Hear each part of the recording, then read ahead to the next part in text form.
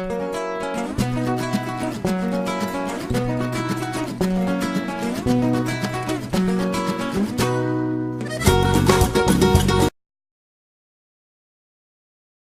guys, so I'm back with another book haul slash in my mailbox for you, and I've had a real problem because books have been piling up and piling up at an unbelievable rate. So I have 25 books to show you. I'm going to try and make this as fast as possible, but I couldn't make it any smaller because I still have tons of books that I need to haul, so either way it was going to be massive. I have 1, 2, 3, 4, 5, 6, 7, 8, 9, 10, I think it's 12 review books, so I'll get stuck in.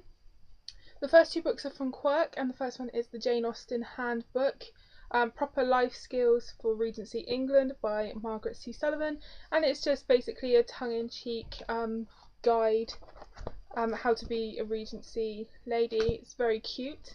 I have more review books than I said, actually. Another one from Quirk is The Last Policeman, a novel by Ben H. Winters. I've heard a lot about this book. It's about a meteor that's going to end the world, but this policeman is still investigating this crime, but everyone's like, why bother? Everyone's going to die anyway, but he still carries on. So it sounds really interesting.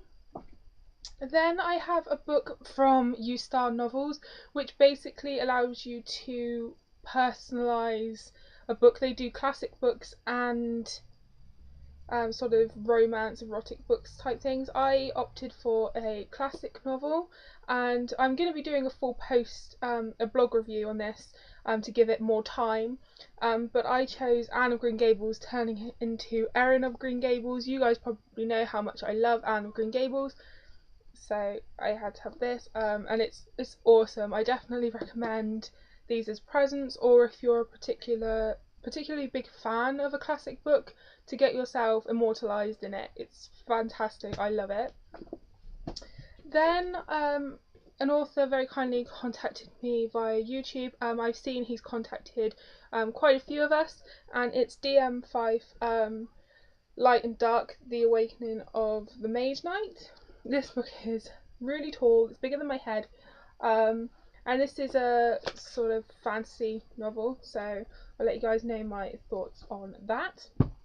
Then I have a couple of books from Random House. I have The Kissing Booth by Beth Reekles, I think that's how you say her name, and this is sort of a young adult, really cutesy contemporary romance. It's about a girl who's fancied her brother's best friend, I think, for a really long time, but her brother's protective and won't let her date anyone, so she runs a kissing booth at the school fair, I think, carnival. So yeah, seems really sweet, looked like it would be a really quick read. Then also from Random House is The Oathbreaker's Shadow by Amy McCullough.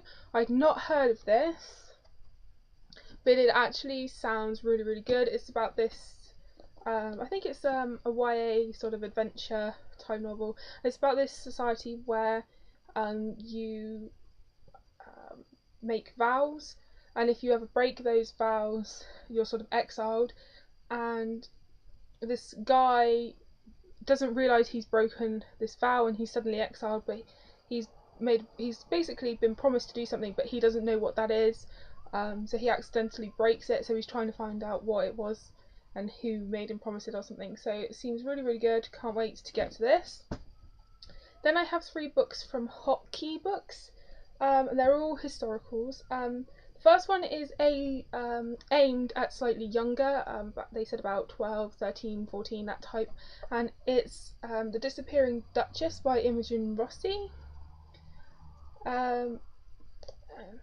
It's about a young girl in Italy, I think, and she's an apprentice to a famous painter, and then suddenly there's mystery and magic, and it seems like it's going to be really, really cute. So there's that. Then I have Belle. I'm not very good at French, so I don't know what this is.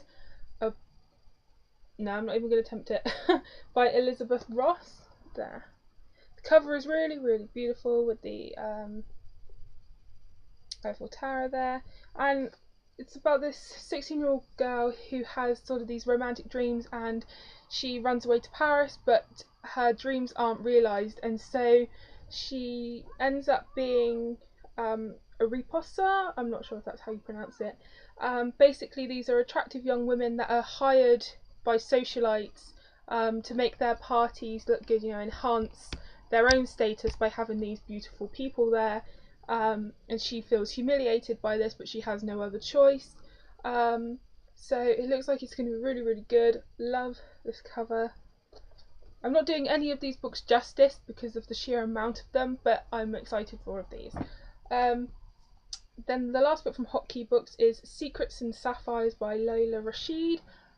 So there's that, really super shiny cover, and it's described as romance and scandal and period drama, so it seems like it's going to be sort of a mix of Pretty Little Liars meets Downton Abbey type thing.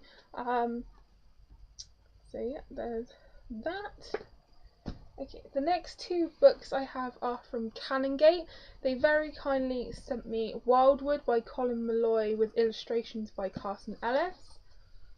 I've seen and heard lots about this book, but have never picked it up before.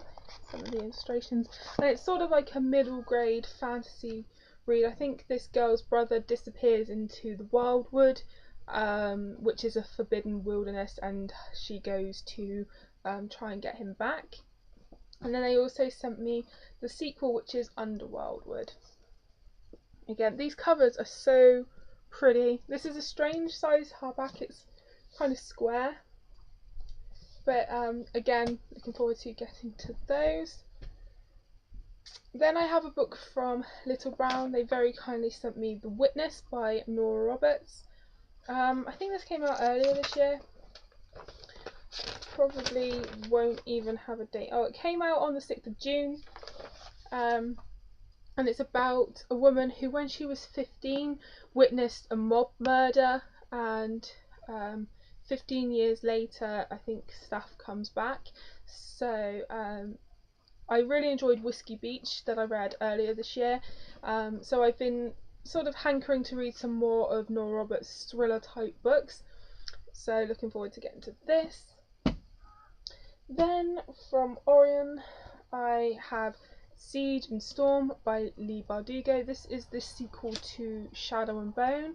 I haven't gotten to Shadow and Bone yet, but it's really high on my priority list because it's not a very big fantasy book. It's really quite thin, and I have been dying to get to it, so I'm hoping to get to it soon.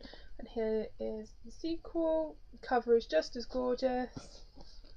So yeah, if I enjoy Shadow and Bone, I like that I'll be able to jump straight into this one. And the last book that I got for review is The Elephant Girl by Henriette Guyland. I've read another book by her. Oh, this is from Chocolate, by the way. I have read another book by her, and I can't... Oh, Up Close. There we go, that's what I read. And it was okay. My main issues with it were the romance aspect. I didn't think it worked very well at all. But this one seems like it could be good. It's about a girl who, when she witnessed her mother's murder, she was handed over to child services, and she ends up at this halfway house, and the guy there is determined to help her. So it seems like it could be really interesting. Cover's really pretty. So yeah, there's that. Now on to the books that I have bought. The first two were from the these are from the supermarket, and I don't know why, but suddenly out of nowhere I've had a real hankering to read this author, and I was like, oh okay, and then suddenly they were really cheap in the supermarket. They were like £2, and it's Angels and Demons by Dan Brown and The Da Vinci Code. They only had the first two, and I thought, they're quite big, and I'll just buy the first two, see if I like them, knowing that you can get them so cheap. So there's that. I've heard a lot about Dan Brown's books. Obviously, every time one's released, there's a big hype for them. So I'm looking forward to checking them out. So I don't know when because they're so big, but maybe sometime in the near future, maybe, I don't know. Another one that I got from the supermarket was California Summer by Nora Roberts. As you know, I collect her books, so when I see them cheap in the supermarket I pick them up. This has 2 stories in it. It's one of the bind-ups. I love this cover. It's probably one of my favourite covers for her books. So yeah, there's that one. They're really quick. I normally read them in about a day, her little contemporary ones. So there's that.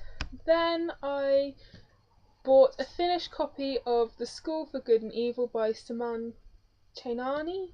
Again, I've hauled this before. I had an advanced reader's copy, but one day when I was in Waterstones I saw the finished copy and I thought, I need this cover on my shelf. I absolutely need it.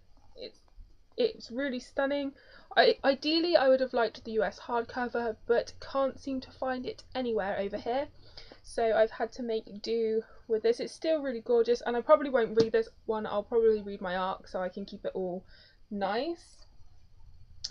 Then, because I was feeling in the mood for some middle grade, and I loved the sound of this one so much, I bought The Hero's Guide to Saving Your Kingdom by Christopher Healy.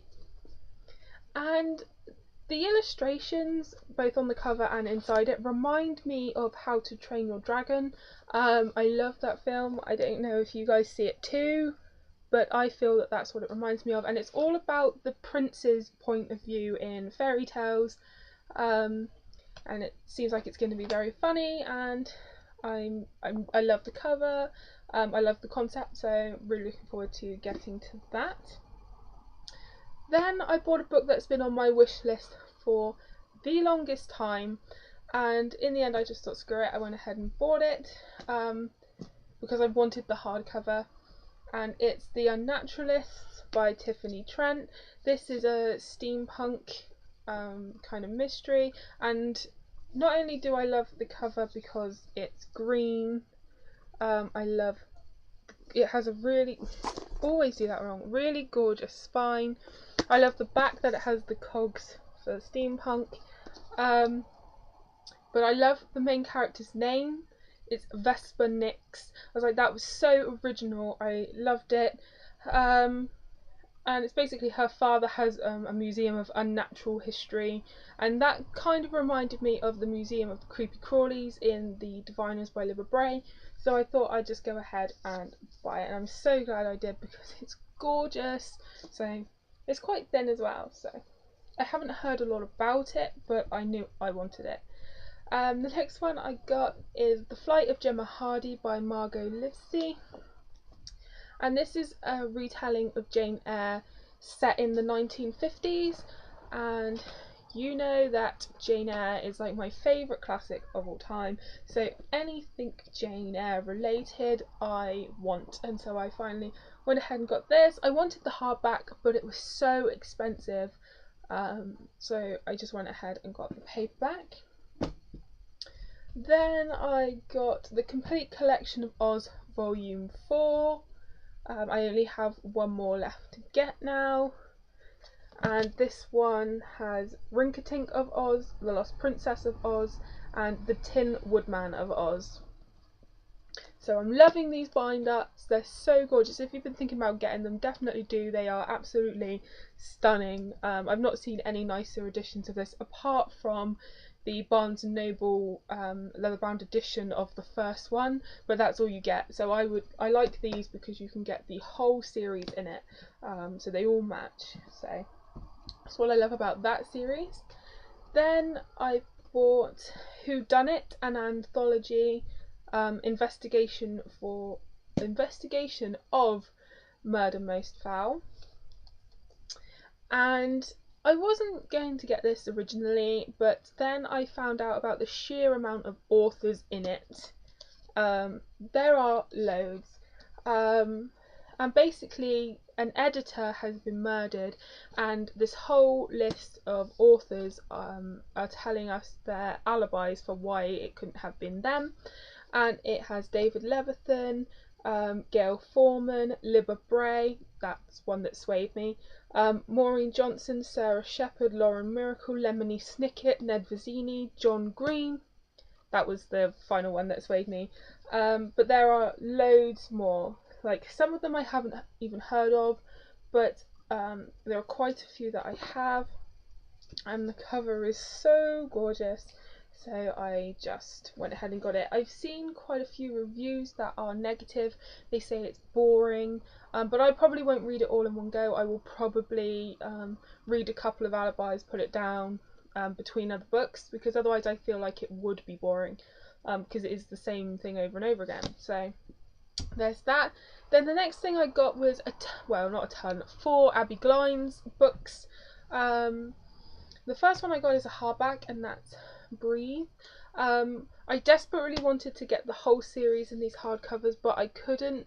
I could only get Breathe. And then when it arrived, the title page had a huge rip right up the middle, and I was like, nah. So I spoke to Amazon, and they were very good. They got a replacement out to me within like 2 days. I had a new one.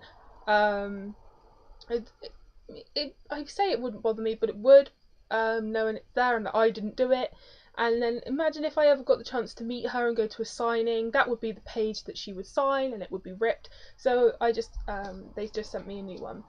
So there's that. Really excited for this. But then the other books in the series so far I could only get in the UK paperbacks. I think these are in the right order, but I have Because of Low, Just for Now, and While It Lasts. I don't like these covers because you've probably seen them in bookshops and everything.